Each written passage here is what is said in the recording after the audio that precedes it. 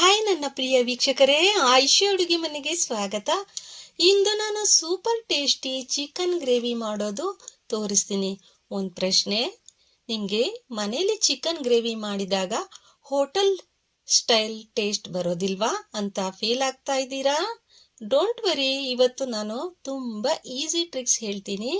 Perfect hotel style taste ಬರೋದು guarantee.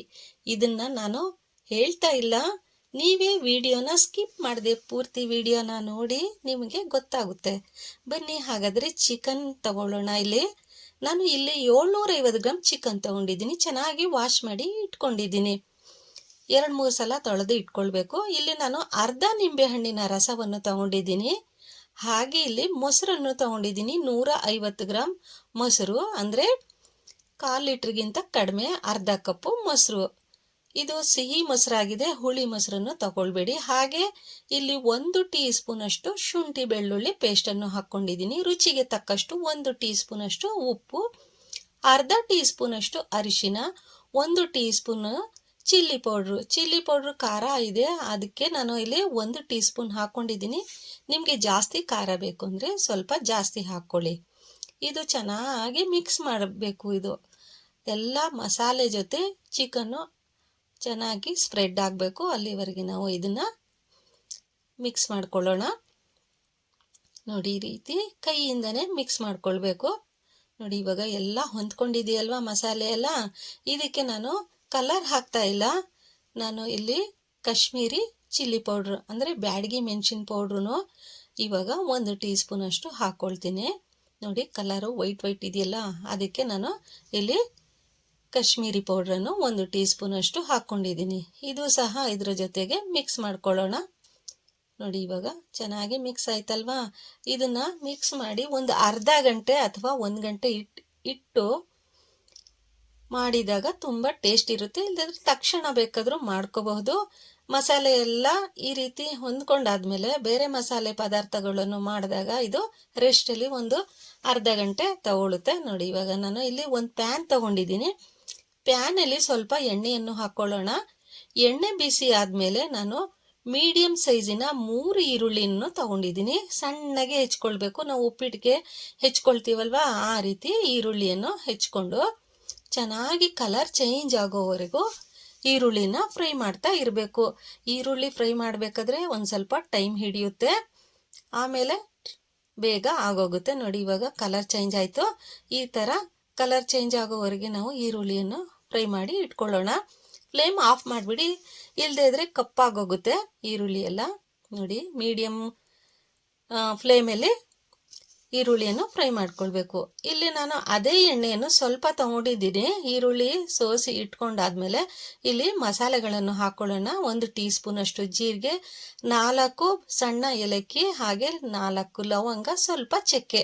ಜಾಸ್ತಿ ಹಾಕ್ಕೊಳ್ಬೇಡಿ, ಚಕ್ಕೆ ಲವಂಗದ ಸ್ಮೆಲ್ಲು ಜಾಸ್ತಿ ಬರುತ್ತೆ.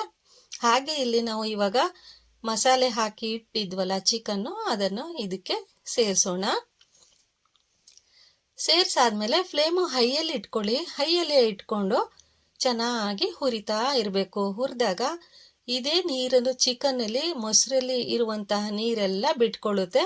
ಆವಾಗ ನೀರಿನ ಅಂಶ ಎಲ್ಲ ಜಾಸ್ತಿ ಆಗುತ್ತೆ. ಇವಾಗ ನೋಡಿ, ಇವಾಗ ಚೆನ್ನಾಗಿ ಮಿಕ್ಸ್ ಮಾಡ್ಕೊಳ್ತಾ ಇರೋಣ. ಒಂದು 2-3 ನಿಮಿಷ ಹೀಗೆ ಫ್ರೈ ಮಾಡೋಣ. ನಿಮ್ಮ ಹತ್ರ ಪ್ಯಾನ್ ಇಲ್ಲ ಅಂದರೆ ಪಾತ್ರೆಯಲ್ಲೂ ಸಹ ಮಾಡ್ಬೋದು. ಕುಕ್ಕರಲ್ಲಂತೂ ಮಾಡೋಕ್ಕೆ ಹೋಗಬೇಡಿ. ಪಾತ್ರೆಯಲ್ಲಿ ಮಾಡಿದಾಗ ಟೇಸ್ಟು ತುಂಬಾ ಚೆನ್ನಾಗಿರುತ್ತೆ. ನೋಡಿ, ಇವಾಗ ಚೆನ್ನಾಗಿ ನೀರು ಬಿಡ್ತಾ ಇದೆಯಲ್ವಾ, ಇದಕ್ಕೆ ಮತ್ತೆ ಕೈ ಬಿಡದ ಹಾಗೆ ಈ ರೀತಿ ತಿರುಗಿಸಿ ಬೇಯಿಸೋಣ. ನೋಡಿ, ನೀರಿನ ಅಂಶ ಎಲ್ಲ ಬಿಟ್ಕೊಳ್ತಾ ಇದೆ. ಮಸಾಲೆ ಎಲ್ಲ ಹೊಂದ್ಕೊಂಡಿದೆಯಲ್ವಾ, ಅದೇ ಇದಕ್ಕೆ ಟೇಸ್ಟು ಬರೋದು. ನೋಡಿ, ಚೆನ್ನಾಗಿ ಕುಕ್ ಆಗ್ತಾ ಇದೆ. ಕೈ ಬಿಡದ ಹಾಗೆ ಈ ರೀತಿ ತಿರುಗಿಸಿ, ಇಲ್ಲದೆ ಇದ್ರೆ ಕೆಳಗಡೆಯಿಂದ ಅಂಟ್ಕೊಳ್ಳೋ ಸಾಧ್ಯತೆ ಇರುತ್ತೆ. ಪಾತ್ರೆಯಲ್ಲಿ ಮಾಡಿದಾಗ, ಪ್ಯಾನಲ್ಲಿ ಮಾಡಿದಾಗ ಅಂಟ್ಕೊಳ್ಳಲ್ಲ, ಆದರೆ ಪಾತ್ರೆಯಲ್ಲಿ ಮಾಡಿದಾಗ ಕೆಳಗಡೆಯಿಂದ ತಳ ಹಿಡಿಬಹುದು. ನೋಡಿ, ಇವಾಗ ಚೆನ್ನಾಗಿ ಇದು ಬೇಯ್ತಾ ಇದಲ್ವಾ. ಇವಾಗ ಟೈಮಿಂಗ್ಸು 6ರಿಂದ 7 ನಿಮಿಷ ಆಯಿತು. ನೋಡಿ, ಇವಾಗ ಇದಕ್ಕೆ ನಾವು ಮುಚ್ಚಿ ಒಂದು 3 ನಿಮಿಷ ಹಾಗೆ ಬೇಯಲು ಬಿಡೋಣ. ಇಲ್ಲಿ ಈರುಳ್ಳಿಯನ್ನು ತಣ್ಣಗಾಗಲು ಇಟ್ಟಿದ್ನಲ್ಲ ನೋಡಿ, ಕರ್ಕರಿಯಾಗಿ ಇದೆಯಲ್ವಾ, ಇದನ್ನ ಪೇಸ್ಟ್ ಮಾಡಿ ಇಟ್ಕೊಳ್ಳೋಣ. ಪೇಸ್ಟ್ ಮಾಡಿ ಇಟ್ಕೊಂಡಾದ್ಮೇಲೆ ಇದಕ್ಕೆ ಸೇರಿಸೋಣ. ಸ್ವಲ್ಪ ನೀರನ್ನು ಹಾಕ್ಕೊಂಡು ಪೇಸ್ಟ್ ಮಾಡ್ಕೊಳ್ಳಿ. ನೋಡಿ, ಈ ರೀತಿ ಕಲರ್ ಚೇಂಜ್ ಆಗಬಾರ್ದು, ಈರುಳ್ಳಿ ಕಪ್ಪಾಗಬಾರ್ದು, ಬ್ರೌನ್ ಕಲರ್ ಇರಬೇಕು. ಅದೇ ಜಾರಲ್ಲಿ ಇರುವಂತಹ ನೀರನ್ನು ಚೆನ್ನಾಗಿ 1 ಲೋಟದಷ್ಟು ನೀರನ್ನು ಹಾಕಿ, ಹಾಗೆ 1 ಟೀ ಸ್ಪೂನ್ ಅಷ್ಟು ಮೆಣಸಿನ ಪೌಡ್ರು ಅಂದರೆ ಕರಿ ಮೆಣಸಿನ ಪೌಡ್ರನ್ನು ಹಾಕ್ಕೊಳ್ತಾ ಇದ್ದೀನಿ. ಹಾಗೆ 1 ಟೀ ಸ್ಪೂನ್ ಅಷ್ಟು ಗರಂ ಮಸಾಲೆ ಹಾಕ್ಕೊಳ್ತಾ ಇದ್ದೀನಿ.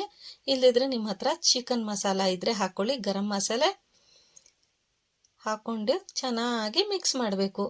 ಇವಾಗ ಫ್ಲೇಮು ಮೀಡಿಯಮಲ್ಲಿ ಇಟ್ಕೊಳ್ಳಿ. ಮೀಡಿಯಮಲ್ಲಿ ಇಟ್ಕೊಂಡು ಒಂದು 6 ರಿಂದ 7 ನಿಮಿಷ ಇದೇ ರೀತಿ ಚೆನ್ನಾಗಿ ಮಿಕ್ಸ್ ಮಾಡಿ ಬೇಯಲು ಇಡೋಣ. ಇನ್ನೂ ಒಂದು ಸ್ವಲ್ಪ ನಮಗೆ ಗ್ರೇವಿ ಜಾಸ್ತಿ ಬೇಕು ಅಂದರೆ ನೀರನ್ನು ಸೇರಿಸ್ಕೊಳ್ಳಿ. ನಾನು ಟೋಟಲ್ ಆಗಿ ಅರ್ಧ ಲೀಟ್ರ್ ನೀರನ್ನು ಹಾಕ್ಕೊಂಡಿದ್ದೀನಿ. ನಿಮಗೆ ಗ್ರೇವಿ ಜಾಸ್ತಿ ಬೇಕು ಅಂದರೆ ಜಾಸ್ತಿ ಮಾಡ್ಕೊಳ್ಳಿ. ಇವಾಗ ಫ್ಲೇಮು ಮೀಡಿಯಮ್ ಟು ಲೋನಲ್ಲಿ ಇಟ್ಟಿದ್ದೀನಲ್ವಾ, ಇವಾಗ 5 ನಿಮಿಷ ಆಯಿತು. ನೋಡಿ ಯಾವ ರೀತಿ ಚೆನ್ನಾಗಿ ಗ್ರೇವಿ ಬಂದಿದೆ ಅಂತ.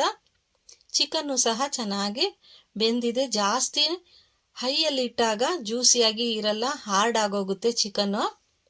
ಈಗ ಫ್ಲೇಮು ಲೋನಲ್ಲಿ ಇಟ್ಕೊಳ್ಳಿ. ಹಾಗೆ 1 ಹಿಡಿಯಷ್ಟು ಕೊತ್ತಂಬರಿ ಸೊಪ್ಪು, ಅರ್ಧ ಹಿಡಿಯಷ್ಟು ಪುದೀನ ಸೊಪ್ಪು ಸಣ್ಣಗೆ ಹೆಚ್ಚಿ ಹಾಕಿ ಕೊನೆಯಲ್ಲೇ ಹಾಕ್ಕೊಳ್ಬೇಕು. ಹಾಗೆ ಹಸಿಮೆಣಸಿನ್ಕಾಯಿ 3 ರಿಂದ 4 ಉದ್ದಕ್ಕೆ ಕಟ್ ಮಾಡಿ ಮಧ್ಯದಲ್ಲಿ ಹಾಕಿ. ಹಸಿಮೆಣಸಿನ್ಕಾಯಿ ಸ್ಮೆಲ್ಲು ತುಂಬ ರುಚಿ ಕೊಡುತ್ತೆ ಕೊನೆಯಲ್ಲಿ ಹಾಕಿದಾಗ. ನೋಡಿ ಎಷ್ಟು ರುಚಿಯಾಗಿ ಮತ್ತೆ ಗ್ರೇವಿ ಕೂಡ ಯಾವ ರೀತಿ ಬಂದಿದೆ ಅಂತ. ಅನ್ನದ ಜೊತೆ, ಮುದ್ದೆ ಜೊತೆ, ಚಪಾತಿ ಜೊತೆ, ಪರಾಟ ಜೊತೆ ಯಾವುದಕ್ಕಾದ್ರೂ ಈ ಕಾಂಬಿನೇಷನ್ ಹೇಳಿದ ಹಾಗಿದೆ. ಹೋಟೆಲ್ಗಿಂತ ರೆಸ್ಟೋರೆಂಟ್ಗಿಂತ ಮನೆಯಲ್ಲಿ ಸುಲಭ ರೀತಿಯಲ್ಲಿ ನೀವು ಮಾಡ್ಕೋಬಹುದು, ಅಷ್ಟು ರುಚಿ ಇರುತ್ತೆ. ಈಗ ನಾನು ಫ್ಲೇಮು ಲೋನಲ್ಲಿ ಇಟ್ಟು 1-2 ನಿಮಿಷ ಹಾಗೆ ಮುಚ್ಚಿ ಬಿಡ್ತೀನಿ. ಆವಾಗ ಚಿಕನ್ನು ರೆಡಿ ಆಗಿದೆ ಅಂತ. ನಮ್ಮ ಚಿಕನ್ ಗ್ರೇವಿ ರೆಡಿ ಆಯಿತು. ಇವಾಗ ನಾನು ಸರ್ವ್ ಮಾಡ್ತಾ ಇದ್ದೀನಿ. ನೋಡಿ ಎಷ್ಟು ಚೆನ್ನಾಗಿ ಗ್ರೇವಿ ರೆಡಿ ಆಗಿದೆ ಅಂತ. ವೀಕ್ಷಕರೇ, ಈ ವಿಡಿಯೋ ಇಷ್ಟ ಆಯ್ತಲ್ವಾ?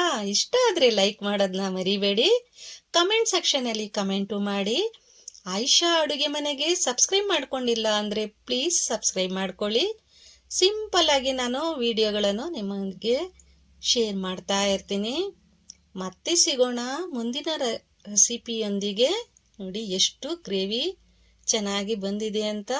ನಾನು ಇವಾಗ ಯಾವ ರೀತಿ ಬಂದಿದೆ ಅಂತ ಕಟ್ ಮಾಡಿ ತೋರಿಸ್ತಾ ಇದ್ದೀನಿ. ನೋಡಿ ಎಷ್ಟು ಜ್ಯೂಸಿಯಾಗಿ ಬಂದಿದೆ ಅಂತ. Thank you for watching. Take care.